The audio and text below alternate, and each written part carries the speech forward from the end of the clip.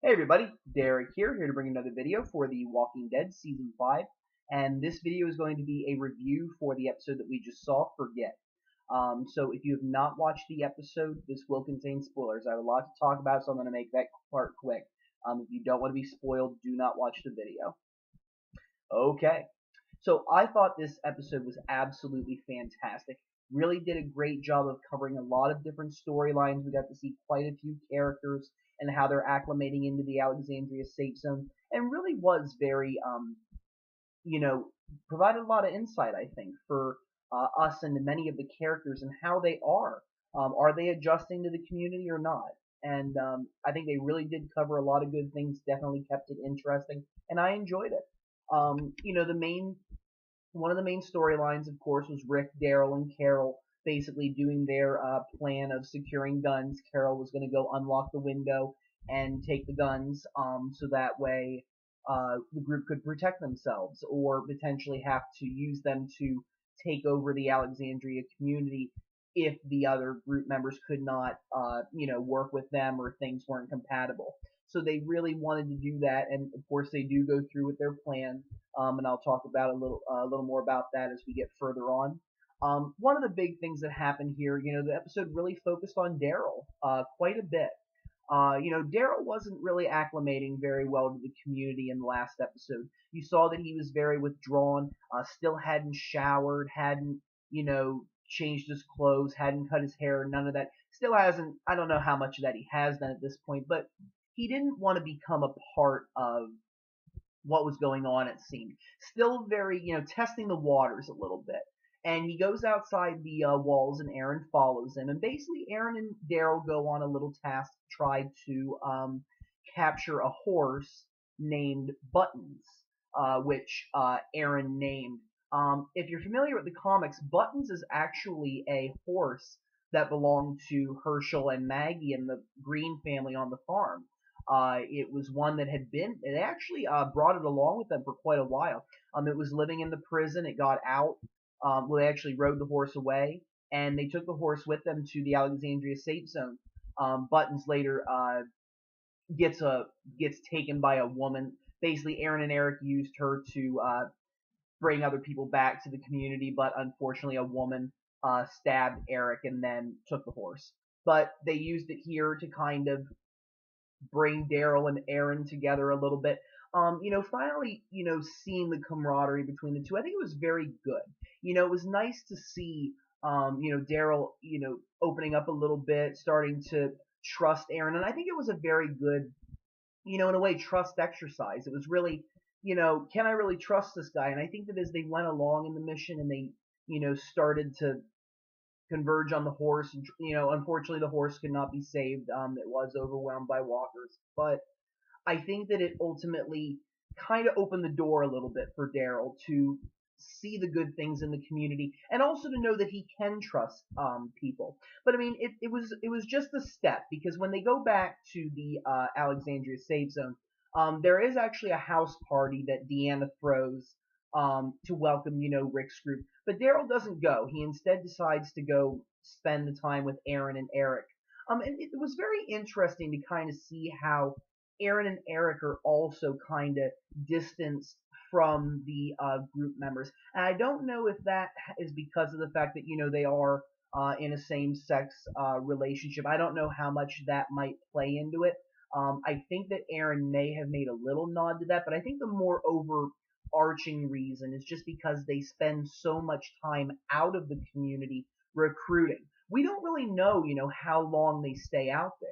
Do they have like a set, oh, we go out there for a week and then we come back, or this time, or we have to go out this time and at least recruit one person before you can come back? I don't know how that works. But I think that they spend a lot of time outside the community.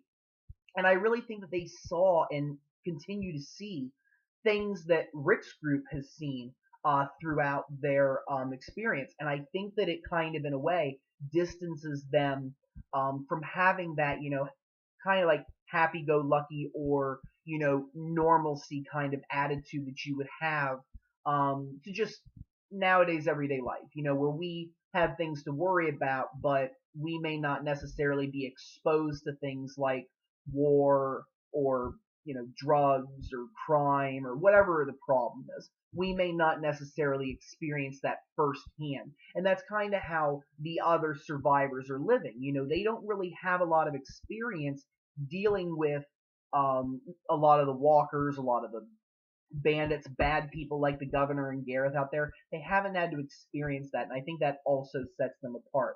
But Daryl does finally get a job. Aaron actually reveals that he talked with Deanna, didn't want him to have a job in the community, and that Daryl is more of a recruiter. And I think it does fit Daryl very well.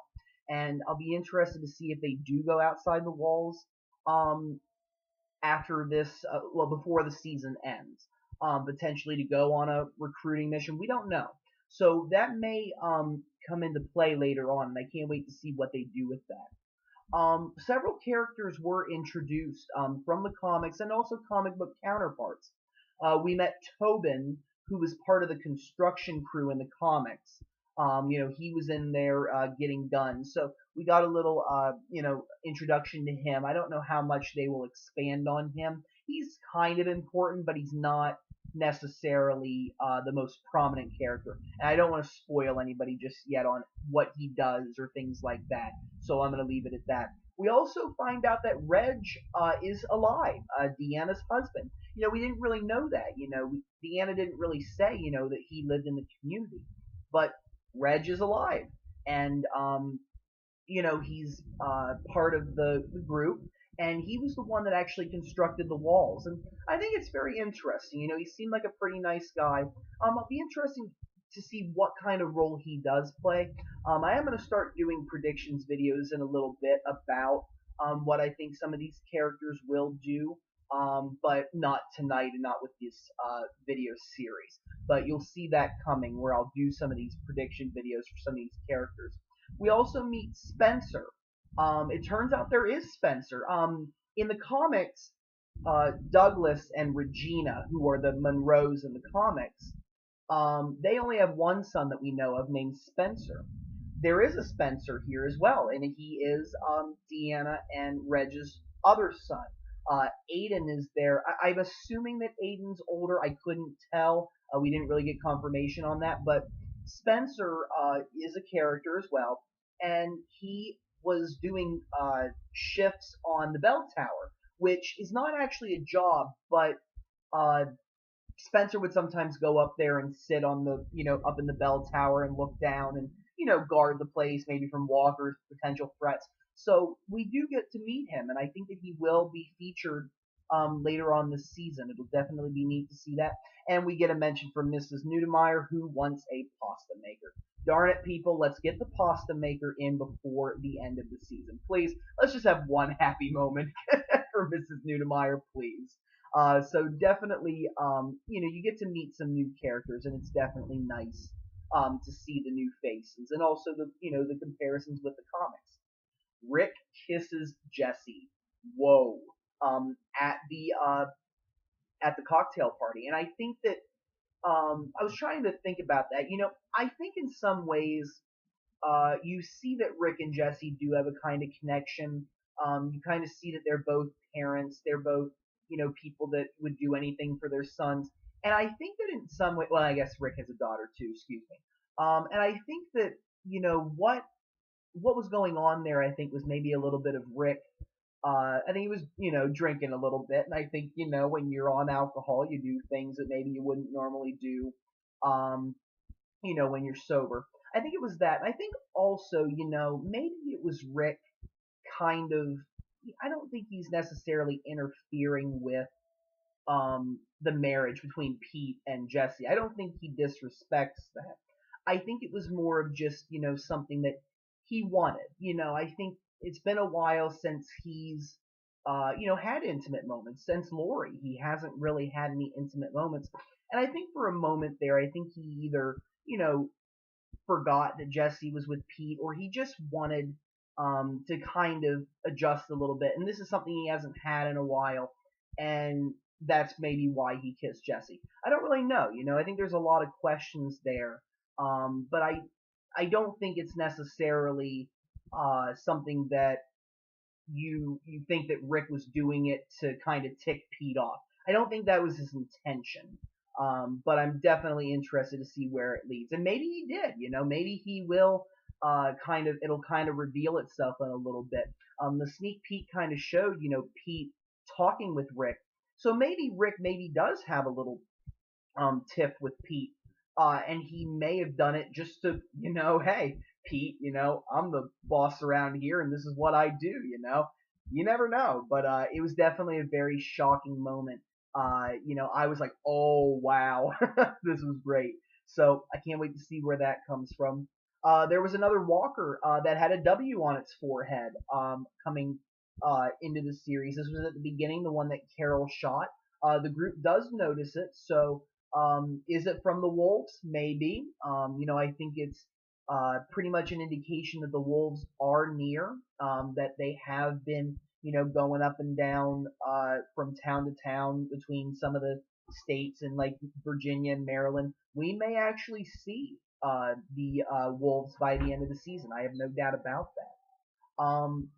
The house party was definitely a very interesting scene, and I think that it was nice to see the group members, adjusting to this new kind of experience. Abraham seemed to enjoy it. Michonne kind of enjoyed it. But you could also tell that some of the survivors were not as comfortable with it. Noah, particularly, not feeling comfortable around people. And, you had Glenn and Maggie kind of reassuring him, like, hey, you're with us, you're with family, and we're here for you. And I think that you saw that it's a battle between, getting acclimated to the community, but again, also not becoming weak. And I think that a lot of people worry about that, in Rick's group. And it's also just a different experience. When you're around people who have not had as much experience, excuse me, I have something in my eye. Somebody who does not have a lot of experience with the outside world, it's hard. It's kind of like putting a Democrat and a Republican in a room and trying to get them to agree. No offense. But you see the point. When you have different people of different experiences, different knowledge, different outlooks on life coming together, they're going to agree on some things and they're going to be able to work together on some things, but their outlooks are drastically different. And you kind of saw that here. And you particularly saw that with Sasha. I think Sasha's pretty much just suffering from PTSD, which I think a lot of them are, but that were in Rick's group. But they're dealing with it in different ways, or it's affecting them in different ways. Plus, stronger versus not as strong. Different people have different reactions to things, and I think that just Sasha losing Bob and losing Tyrese in such a short amount of time, and not having anybody else. You don't want to say, but at least Maggie has Glenn. And that's something that she can kind of cling to and kind of fall back on or become, it's like her safety, something that she can still have and something she does still have that she can appreciate. Sasha doesn't have that. She has her good shooting skills and, just being alive and having a safe community, but she still doesn't have those connections. And I think that it's going to be interesting to see how Sasha, either becomes more acclimated or does come back from that, or maybe becomes worse as a result of what's happened to her. And only time will tell, but I definitely think that she is definitely having a hard time dealing with losing Bob and Tyrese and trying to become part of this community that just doesn't understand, what she went through. Michonne hung up the sword. That's a big comic book moment, and I really liked it. It was definitely part of the forget theme, which I'm gonna do another video, basically on the quote from Dale back in Vatos. It was an Easter egg that basically ties in with these last 5 episode titles, so I definitely want to talk about that. And last but not least, Carol. Oh my gosh, woman! Wow. I mean, talk about going from the nice, friendly homemaker to, hey, kid, if you tell people what happened, I'm going to tie you to a tree out in the middle of the woods, and the walkers are going to eat you. What? Wow. What happened, for people that, may not have seen it but want to know, is when Carol went in to get the gun, she snuck in through the window, and Sam Jesse's youngest son went into the place and followed her because he wanted more cookies because Carol baked cookies. He wanted some more. And basically sees what Carol's doing. Carol's like, hey, I'll bake you some cookies, but you can't tell anybody what happened here. And the kid's like, well, I always tell my mom stuff. And Carol's like, whoa, wait a minute, we gotta shut this down. And she just, what I said before is what she said. She basically threatened the kid. I mean, this is just wow. Um, a lot of what Carol's been before coming out again. That darker side of Carol, the one that is willing to do whatever it takes. And that's the thing that makes Carol. And they actually did a poll. Is Carol the scariest survivor on Talking Dead? And overwhelmingly, people said yes. And the thing is, Carol is a person that I feel is the most dangerous. She's even more dangerous than Rick because she does have that portrayal of being innocent homemaking woman to threatening kids and killing people. And she has the ability to mask herself. She does. She has that ability to blend in because of the fact that she is a little bit older. Perhaps her gender. I don't want to make gender stereotypes, but just when you view most women like Carol, you don't picture them as what Carol is in the TV show. And I think that Carol is the most dangerous. And the fact is, she's willing to do whatever it takes to get the job done and to keep people safe and to achieve her agenda. And if that means she's got to scare the daylights out of a kid, she's going to do it. And that was just a shocking moment. And I really wonder, what will happen if the kid does, talk. I don't think that Carol will follow through with it. But you see my point. It's like, I always wondered, could Carol live in this community? And I wonder if that will blow back on her a little bit or what that's going to do to her moving forward. Definitely may not be good. So I'm definitely worried about what that's going to result in. But this was an excellent episode. Like I said, guys, I'm going to bring this video to a close. I want to thank everybody who's been watching and who is watching. I really do appreciate it. If you guys have any questions or comments, don't be afraid to leave them. Feel free to subscribe. I do have more videos coming. And if you guys have any suggestions for any videos that you want to see, don't be afraid to suggest them. I really do appreciate it. I did get a couple suggestions, and I am working on them right now. Thank you all very much, and I really hope you have a wonderful evening. Thank you.